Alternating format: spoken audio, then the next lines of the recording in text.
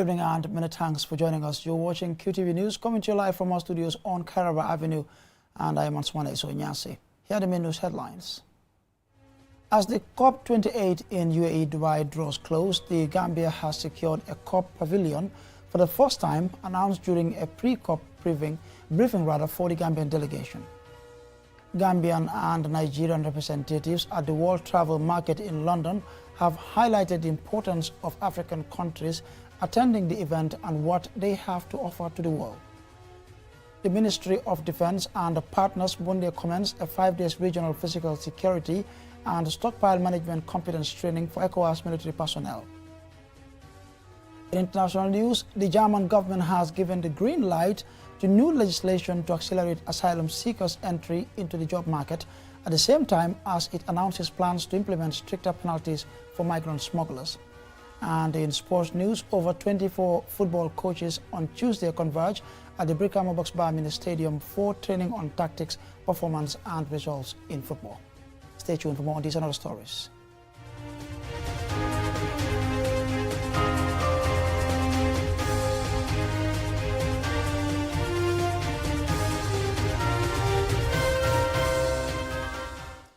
And now we take a look at the news in detail.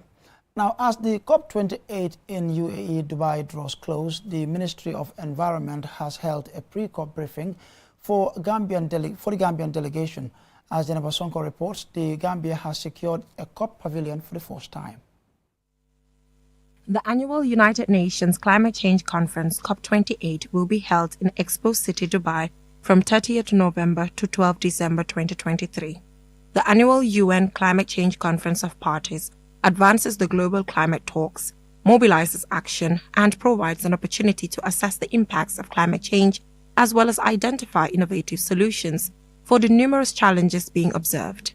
The Minister for Environment and Climate Change, Rohi John Manjang, welcomed the delegates and reminded them of their significant role of representing the Gambia with high standards.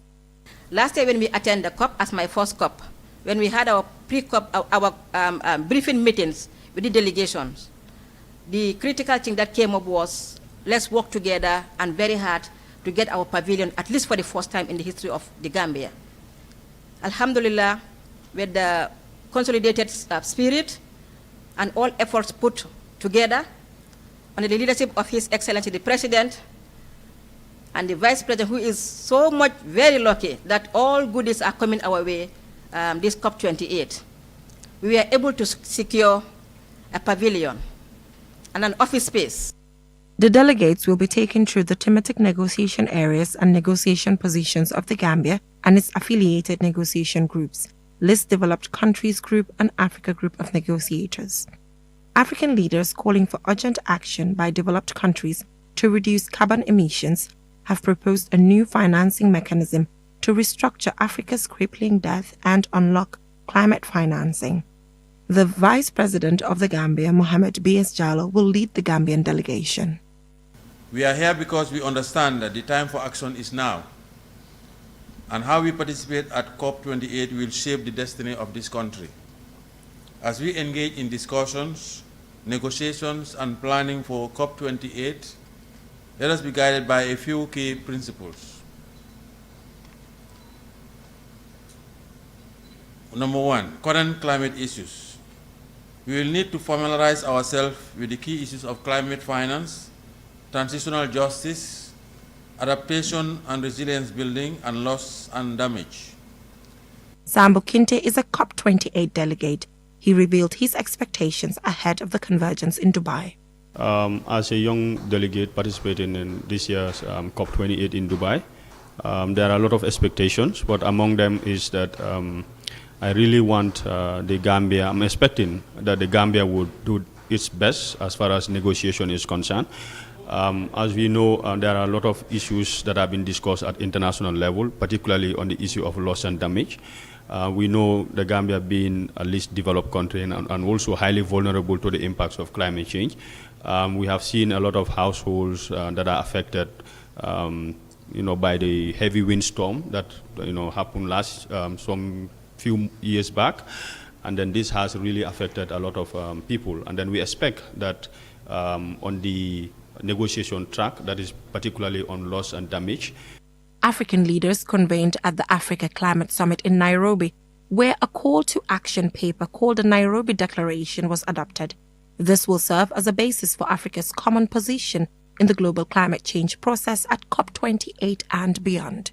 Reporting for QTV News, I am Jenna Basongo.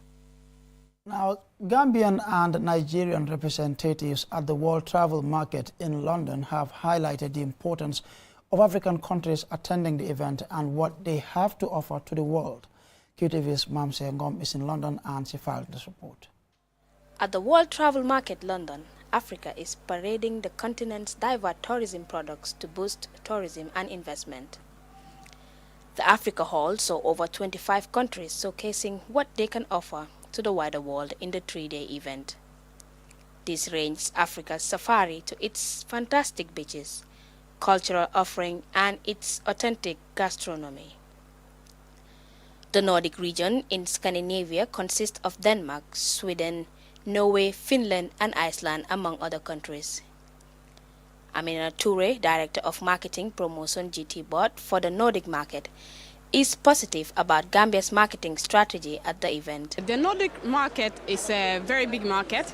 They have been going to the Gambia since the 1960s. They are the ones that had a Wadna Beach Hotel, and also they've had different hotels and tour operators coming to the Gambia. So it's a very, very big market. Ikechi Oko, one of the organizers of the Akwaba market in Nigeria, tells us why Africa is so important in this trade forum. For most Africans, this is your only opportunity to participate in the world game. We need to meet the world to sell our product. The world doesn't know much of our product. And I'm happy that now at WTM, they don't put us in the corner anymore.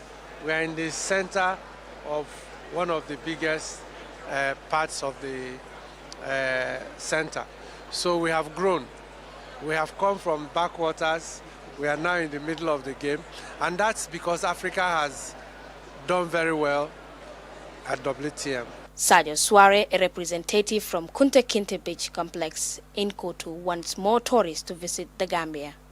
Kunta Kinte started in 1999 with a restaurant, Big Barn restaurant. And as we are speaking today, 2023, we have 30 self-catering bungalows. 25 are 2 bedrooms, 6 are 1 bedroom, and 3 is 3 bedrooms. With all year round except content, brand promotion, and unique networking tools, WTM brings a community of global travel professionals together. Through the insight, learning, and connections available, the convergence facilitates professionals in finding commercial opportunities that contributes to a successful travel industry.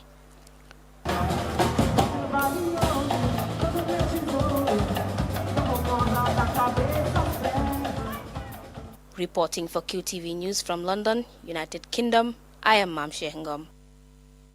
And the Ministry of Defense, in partnership with the ECOWAS Commission and the German government, Monday commenced a 5-day regional physical security and stockpile management competence training in the Gambia for ECOWAS military personnel. More in this report.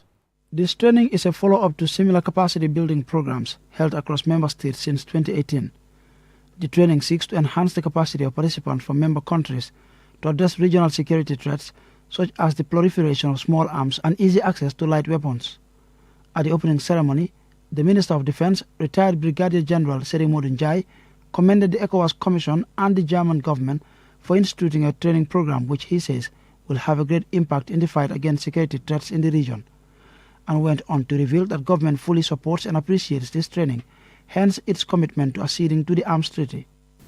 Training in physical security of arms and ammunition and their stockpile management is important and cannot be more relevant and timely. Non-state actors like terrorists and criminal enterprises have in the past capitalized on inherent weaknesses in physical security and stockpile management to gain access to arms and ammunition, to unleash terror, to maximize their mischievous intentions. The ECOWAS Commission's Officer for Stockpile Management and Small Arms Division, Kofi Mark Kojo, and Lieutenant Colonel James Kermes, a representative of the multinational Small Arms and Ammunition Group, emphasized the importance of such training in combating security threats. They say the past decade has seen an increase in weapons violence, which presents a major threat to regional and global peace, especially against civilians, adding that this training is essential to prevent the diversion of arms to armed groups causing havoc in the region and putting human life at risk. A number of critical issues face us in the ECOWAS member states, and they include the recorded incidences on unplanned explosion at the munition sites due to the substandard nature of safety of stockpiles, leading to deaths and destruction of property.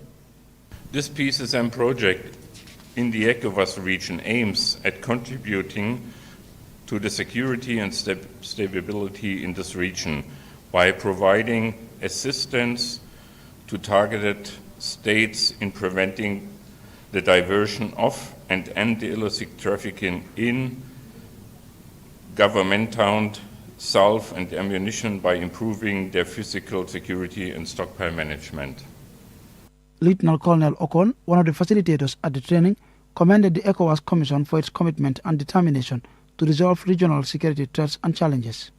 An assessment mission to the Gambia took place with the ECOWAS Commission and its technical partners, that is the Multinational Small Arms and Ammunition Group, as well as the Bonn International Center for Conflict Studies, evaluated the feasibility of the country to conduct physical security and stockpile management training here in Banjul. The proliferation of small arms and light weapons is recognized as an obstacle to development.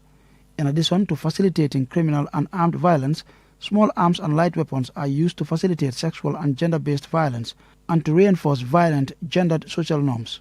Over 150 participants from ECOWAS states have been trained since the commencement of this training course 5 years ago. Ansmane Sonyasi for KTV News.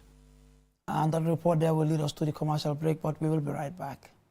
Trade Fair is back at the Independence Stadium. The Gambia Youth Chamber of Commerce, in collaboration with the Gambia Women Chamber of Commerce, presents 5th edition of National Youth and Women in Agribusiness and Tourism Trade Fair 2023.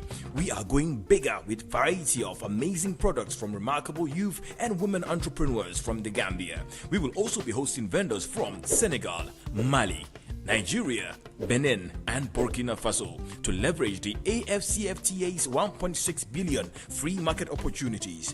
Part of side events include innovation competition, youth and women's day celebration, music and cultural performance, among a host of other entertainment activities.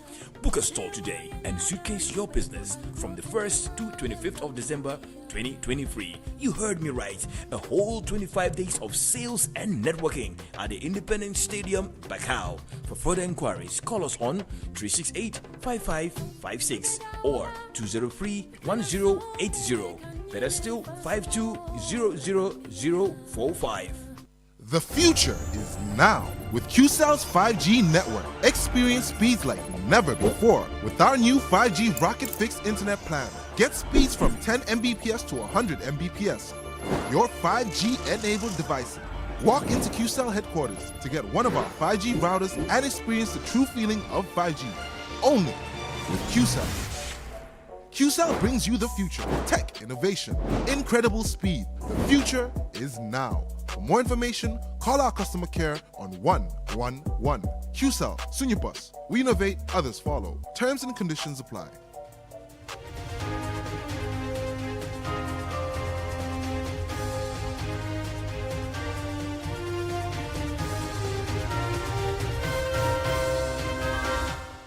Welcome back. Following that commercial break, be reminded you're watching QTV News, coming to you live from our studios on Kairaba Avenue. Now, the National Youth Parliament organized a press briefing on Tuesday to present the resolutions from its first ordinary session of the 2023 legislative year, reflecting the collective aspirations of Gambian youth. Loliam Kamara attended the event and filed this report.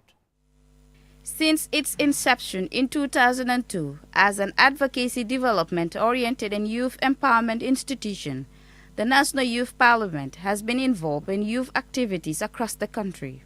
with an emphasis on the importance of youth participation in decision-making processes, including leadership, democratic governance, climate action, peace building, and human rights, amongst others.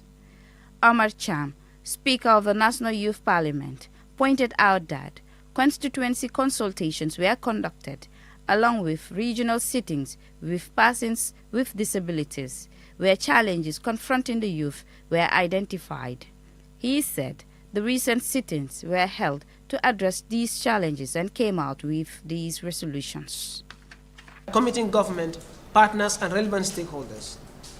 Place the youth at the forefront of the recovery-focused National Development Plan, NDP 2023 to 2027, including in its implementation processes. Empower young people by facilitating trade, skills training, and grant opportunities, fostering entrepreneurship and self-sufficiency. Promote agriculture as a viable commercial venture by offering financial support in the form of loans and grants to young people and ensuring the accessibility to fertilizers to enhance agricultural productivity. Increase the budget allocation for young people in the national budget to more efficiently address youth-related issues. Prioritize technical and vocational training programs to enhance youth employability, starting with the implementation of the pronouncement of the establishment of multi-purpose TVET centers in each region. Honorable Cham further stated that measures to address the needs of persons with disabilities, especially in teaching and learning of maths for the visually impaired, the provision of scholarships and provide braille and learning aids for persons with disabilities at all levels of education should be put in place. He then outlined how they intend to accomplish these resolutions. To have stakeholder engagement, including meeting our partners, the government, the various ministries that are concerned with the various issues highlighted, to ensure that each aspect of the resolution that actually speaks to what they do is being implemented. According to the Interparliamentary Union, PRU, young people form a large share of the global population but make up only a small proportion of members of parliament around the world. While half of people worldwide are under age 30 and 18% of people are between the ages of 20 and 29. The IPU reports finds that only 2.8% of parliamentarians are aged 30 or under. Degen Job is the Deputy Speaker of the National Youth Parliament. National Youth Parliament representatives in their constituencies have been consulting with young people and talking to them about issues of young people that are of national concern. The National Youth Parliament, the Gambia, which is committed to building a better Gambia with effective participation of informed and capacitated young people ready to contribute to national development, is continuing its advocacy work through programs such as this one. For QTV News, Lolly M. Kamara. And that report there by Lolly M. Kamara will lead us to the international news in a moment.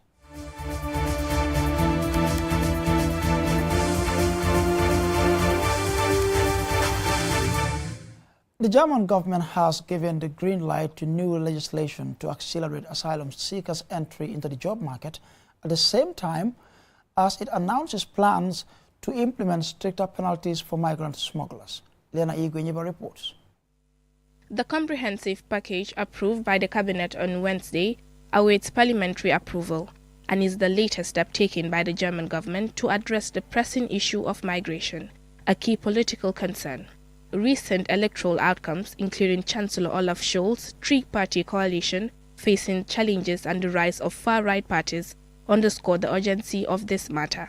Interior Minister Nancy Faeser announced that asylum seekers would now be eligible to work within 3 to 6 months of their arrival, a significant reduction from the existing 9 months. Vice-Chancellor Robert Habeck emphasized that the legislation's intent is to transition asylum seekers from reliance on social assistance to active employment.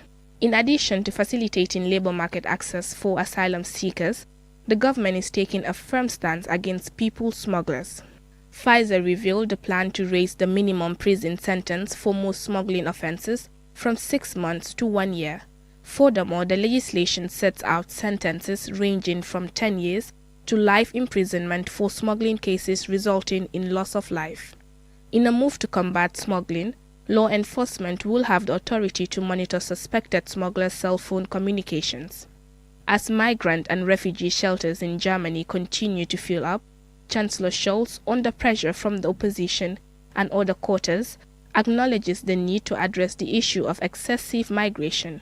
The country has also witnessed an influx of over 1 million Ukrainian refugees since the outbreak of Russia's conflict in their homeland. At the end of June 2023, around 44,500 recognized asylum seekers were living in Germany, most of them from Turkey, Syria, and Iran. At the same time, there were around 755,000 people with refugee status under the Geneva Convention, mainly from Syria, Iraq, and Afghanistan.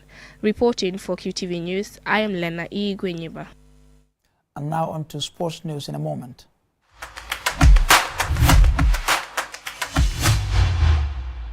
Over 24 young football coaches on Tuesday converged at the Brickhammer Boxbar Mini Stadium for training on tactics, performance and results in football. The training was organized by BK West United Football Club in partnership with Ballers for Life. Mamoudou Gajaka attended and this is his report. These young football coaches are receiving hands-on instruction from an experienced trainer in coaching techniques. The young players used by the coach to demonstrate coaching techniques are selected from BK West United and Jarisu Football Academy, who finished second in the Lawola Cup earlier in July this year. The instructor was Ivan Stoyanov, an individual trainer with Eintracht Frankfurt. How we can make a good warm-up session, how we structure the whole training, what is important, which technical things, basics, how we train them, and how is it at the end for the player with the self-confidence that he gets in the training to transfer that for the game, for the league game. And we had a good discussion yesterday, and I'm looking forward for the practice now, and then we will see. Football is a popular worldwide sporting event that can be played in a variety of ways based on the players, the setting, and the intensity of the competition. There are notable distinctions between football in Germany and the Gambia, according to the trainer Ivan Stoyanov. I think the most difference in Germany is like the tactical things and the positioning. In Gambia, the advantage is, I think, the fitness level, the athletic level is very high here, and now I think you can combine both things so that you have a good structure on the field, on the pitch, on the training, like positioning, tactical things, who's responsible for what. After a 2-day session with the coaches in both theory and practical aspect of football, Ivan says the coaches have learned some of the basics in coaching techniques. Mamoudou Jajo, one of the participants in the training, says it was an important program for him. I am a C-license holder, but since yesterday I came to attend this training. I have a lot of experience in a sense that like I can see the similarities from my C-license training compared to these ones. So especially the practical aspect of it, we learn a lot, like how to groom young players to be a professional player. So what are some of the simple steps that you need to take? So I said that the way we are doing it, there is another way that is more simpler than the way we are doing it in Gambia here. It is no secret that football is a team sport, and it is very important for coaches to clearly communicate their instruction to players, give constructive feedback, and recognize their performance as a team. This training is aimed at helping coaches develop the skills, motivation, and fitness of players and teams to improve performance and yield success. Mamoudou Gajaga, QTV News. Well, I'm afraid that's all about it for this bulletin, but before we take a leave of you, here's a recap for our main headlines. As the COP28 in UAE Dubai draws close, the Gambia has secured a COP pavilion for the first time, announced during a pre-COP briefing for the Gambian delegation.